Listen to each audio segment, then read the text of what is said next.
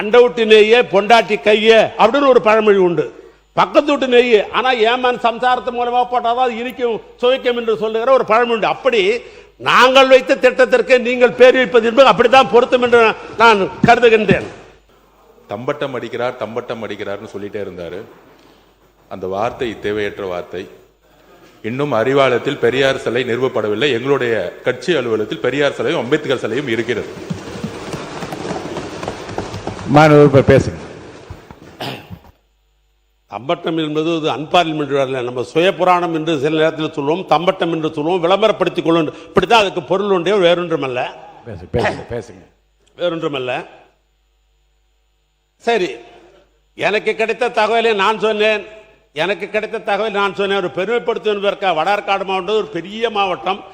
அந்த மாவட்டத்தில் கேவி குப்பம் தொகுதியிலே தொண்டான் துளசி என்கிற அவருடைய தந்தை ராஜேந்தர் ரெட்டியார் அவர் எனக்கு கிடைத்த தகவலை வைத்து சொன்னேன். அது இல்லை என்று மறுத்தால் அதை பற்றி நான் ஏற்றுக்கொள்கிறேன். ஆனால் அதற்கு பக்கத்தில் தான் குடியாத்தம் என்கிற ஒரு தொகுதி இருக்கிறது.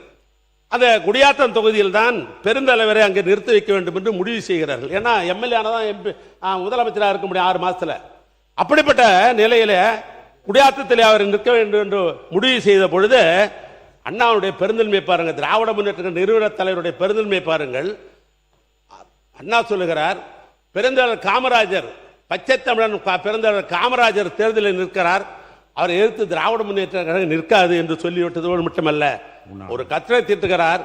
குணாலா குலக்குழந்தை வருக வருக என்று எழுதியோடு மட்டுமல்ல, திராவிட முன்னேற்ற கழகம் உடைத்து பெருந்தலைவர் காமராஜர் அவர் அன்றைக்கு இடைத்தேர்தலில் வெற்றி பெற்றார் என்பது அது வரலாறு.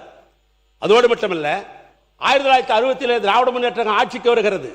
68 அண்ணாவுடைய தலைமையில் அன்றைக்கு உலகத்தமிழ் மாநாட்டை நடத்துகிறார்கள். நம்முடைய அண்ணா அவர்கள் நேரடியாக பெருந்தலைவர் காமராஜருக்கு போகிறார். அங்கு சென்று நீங்கள் தான் அந்த மாநாட்டிலே வரவேற்புரை நிகழ்த்த வேண்டும் என்று கேட்கிறார். பெருந்தலைவர் காமராஜர் அவர்கள் அன்றைக்கு அந்த உலகத்தமிழ் மாநாட்டில் அவர் வரவேற்பு நிகழ்த்தி அந்த மாநாட்டுக்கு பெருமை சேர்த்த வரலாறு உண்டு. 1975ஆம் ஆண்டு பெருந்தலைவர் காமராஜர் அவர்கள் மறைந்த பொழுது அன்றைக்கு தமிழ்நாட்டுடைய முதலமைச்சராக எங்கள் அண்ணன் கலைஞர் அவர்கள் இருந்தார்கள்.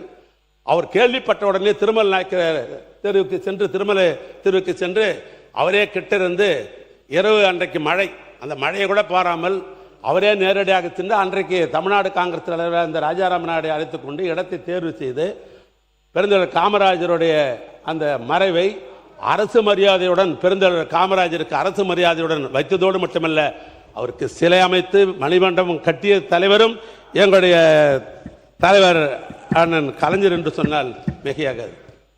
கன்னியாகுமரி மாவட்டத்தில் இருந்து வந்திருக்கிற நண்பர்களுக்கெல்லாம் தெரியும், கடற்கரையில் அனுமதியே கிடையாது என்று சொல்லிவிட்ட நேரத்தில் அண்ணன் கலைஞர் அன்றைக்கு ஒன்றிய அரசாங்கத்தை அணுகி இடத்தை பெற்று 1999ஆம் ஆண்டு பெருந்தலைவர் காமராஜருக்கு குமரமலையில் அவருக்கு மணிமண்டபம் கட்டிய தந்தரும் அண்ணன் கலைஞர் தான்.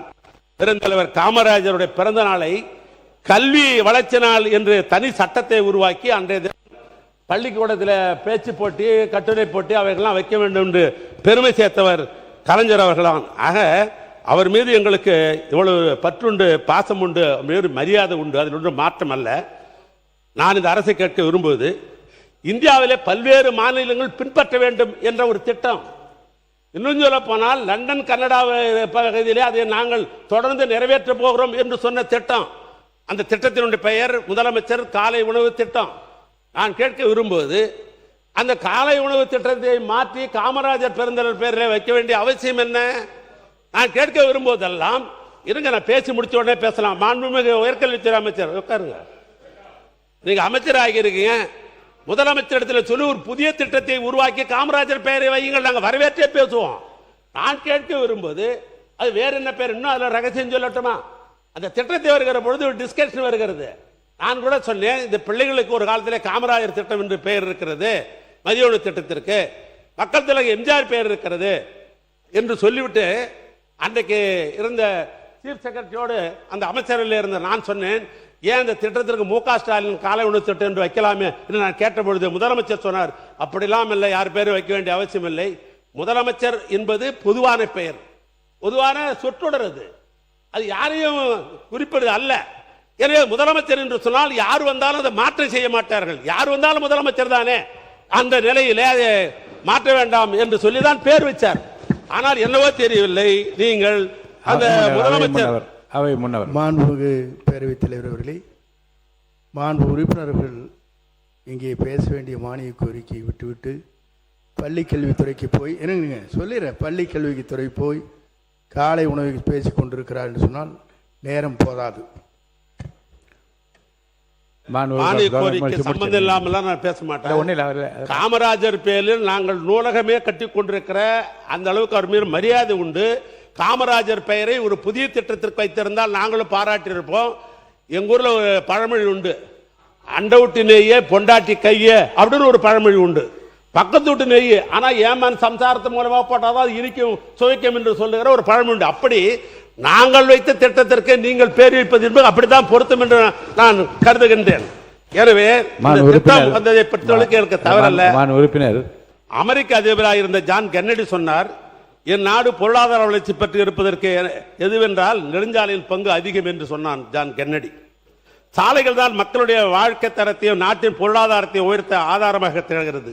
இன்றைக்கு இந்தியாவிலே தமிழ்நாடு இரண்டாவது பெரிய பொருளாதார வளர்ச்சி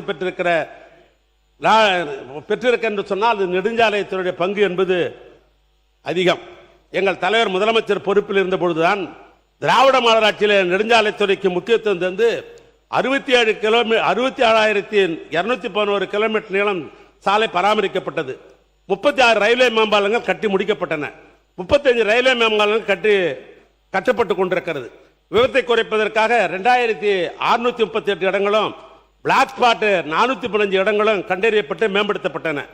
18/11/2002 சாலை விபத்துகளை ஏற்படுத்த உயிர் சேதத்தை குறைப்பதற்கு இன்னுயிர் காப்போம் நம்மை காப்போம் நாக்கும் திட்டத்தை கொண்டு வந்தோம். கிராம பகுதியில் அதிகமான தரைப்பாலங்களை, அதாவது குறிப்பாக 1166 தரைப்பாலங்களை உயர்மட்ட பாலமாக ஆக்கினோம். கோவையில் 1791 மதிப்பீட்டில் 10.5 கிலோமீட்டர் நீளத்திற்கு உயர்மட்ட பாலம் அமைத்து விஞ்ஞானி ஜிடி நாயுடைய பெயரை குறிச்சிட்டிருக்கிறோம். மதுரை சிவகங்கை மாவட்டங்களில் இணைக்கும் 1.33 கிலோமீட்டர் மேம்பாலம் கட்டுவதற்கு அதற்கு வீரமங்கை வேலுநாச்சியாருடைய பெயர் சூட்டப்பட்டிருக்கிறது. அதோடு மட்டுமல்ல, குமரையில் ஐயன் திருவள்ளுவர் சிலையும் விவேகானந்த சிலையும் இல்லத்தையும் இணைக்கிற கடல் நடுவே அதிக கண்ணாடி அறை பாலம் கட்டப்பட்டு 30/12/2002 அன்றைய முதலமைச்சர் அவர்களால் திறந்து வைக்கப்பட்டது என்பதை இந்த நேரத்தில் நான் பெருமையோடு தெரிவித்துக் கொள்ள நான் விரும்புகிறேன்.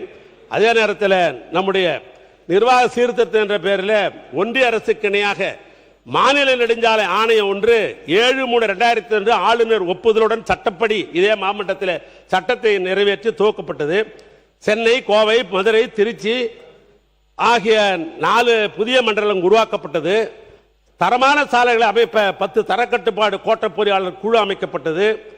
அதோடு மட்டுமல்ல, இந்த விபத்து இல்லாத மாநிலம் என்ற ஒரு இலக்கை அடைவதற்காக நம்ம சாலை என்ற புதிய செயலியை உருவாக்கி 1/11/2023 அன்று மாண்புமிகு அன்றைய துணை முதலமைச்சர் இன்றைய எதிர்க்கட்சி தலைவருடைய திருக்கரத்தால் அந்த செயலியை நாங்கள் இந்த மாநிலத்தில் தொடக்கி வைத்தோம். அதன் மூலமாக 13,300 புகார்கள் பெறப்பட்டு பள்ளமில்லா சாலைகள் என்ற சீர் செய்யப்பட்டு பொதுமக்களுடைய நற்பெயரை இந்த துறை பெற்றுக் கொண்டிருப்பதையும் இந்த நேரத்தில் தெரிவித்துக் கொள்ள விரும்புகிறேன். நெடுஞ்சாலைத்துறை பொறுத்தவரைக்கு 2002 முதலாக இன்டர்னல் ஆடிட் என்ற ஒரு முறையை கொண்டு வந்தோம். ஏன்னா அது ஒரு ஆண்டு பூரா என்ன நடக்குது, என்ன டெண்டர் நடக்குது, என்ன சமாச்சாரம் தெரியாதுன்ற நிலைமையே இருந்தது ஒரு காலத்தில். ஏன்னா எம்புக்கெல்லாம் எடுத்து கட்டி போட்டுருவாங்க, நாமளே தேடி பார்த்தா கூட கிடைக்காது. அப்படிப்பட்ட நிலையிலே அந்த ஆட்சி பொறுப்பேற்ற உடனேயே இன்டர்னல் ஆடிட் என்ற முறையை கொண்டு வந்து ஆண்டுக்கு ஒரு முறை டிவிஷனல் லெவலில் போய் இதெல்லாம் ஆடிட் பண்ணி அது அரசாங்கத்திற்கு கொண்டு வந்து கொடுக்க வேண்டும் என்ற அடிப்படையில் அது போன்ற பணிகளை நாங்கள் செஞ்சோம். 2021 வரையில் இந்த துறையில் 1074 பேர் தான் ஒப்பந்தாரர்கள் இருந்தார்கள். ஏன்னா போட்டியை அதிகமாக உருவாக்க வேண்டும் என்ற அந்த அடிப்படையில் புதியதாக 2020 வரை புதியதாக இந்த ஆட்சி பொறுப்பேற்று 1255 புதிய ஒப்பந்தாரர்களை பதிவு செய்யப்பட்டு ஒப்பந்த பணிகளில் விதிகளுக்கு உட்பட்டு சாலைகள் எல்லாம் அமைக்கும் பணிகளில் ஈடுபட்டது என்பது வரலாறு.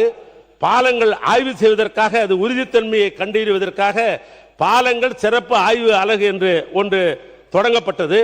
22 மாவட்டங்களில் என்னுடைய தலைமையில் கல்வித்துறை, மக்கள் நல்வாழ்வுத்துறை, நெடுஞ்சாலைத்துறை, காவல்துறை இந்த துறைகள்லாம் வைத்து விழிப்புணர்வை உருவாவதற்காக ஏற்பாடு செஞ்சோம். கும்பகோணம், அறந்தாங்கி, கோவில்பட்டு 3 புதிய கோட்டங்களை துவக்கப்பட்டது.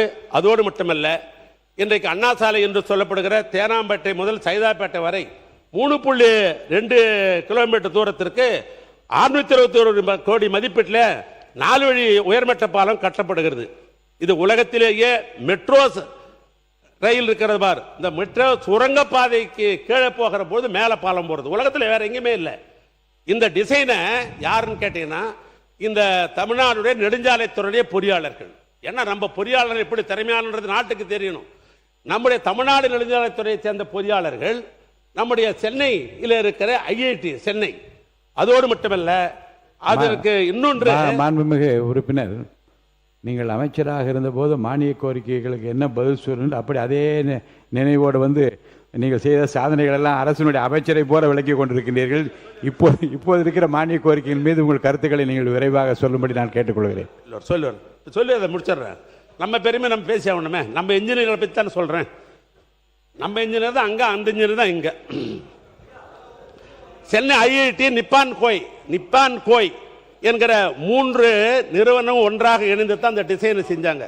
அதுக்கு இன்னைக்கு என்ன நம்ம பெருமைன்னா, ஜப்பான் டோக்கியோ மெரைன் என்கிற நிறுவனம் சர்வதேச விருதை நமக்கு கொடுத்திருக்கிறது. அதான் இதில் இருக்கிற ஒரு சிறப்பு.